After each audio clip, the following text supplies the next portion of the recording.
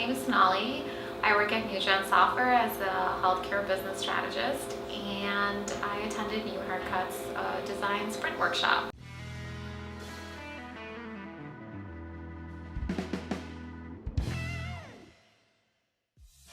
So I read the Sprint book a little while ago, and while it's great to read the book and really see what the thinking is about, incorporating design thinking into improving products or making new products, I really wanted an immersive experience and be able to ask the questions that come up when you're reading the book and also really understand, so how do you execute on some of this advice?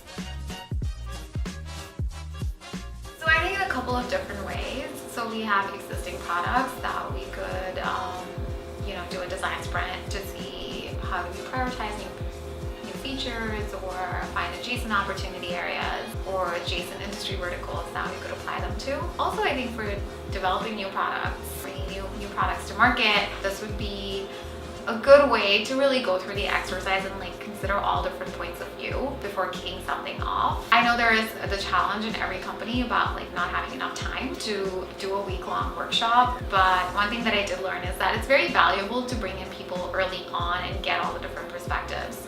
So I think that's been really helpful for me. So I think definitely the group exercises are really great. Some of the folks here came with their teams and other folks came by themselves, like me. And the cool part was really seeing how very diverse viewpoints can converge, which is what ended up happening on the second day, even though we had originally had very diverse ideas. When we came together to decide what we actually wanted to work on day 2, we were able to find alignment on doing that.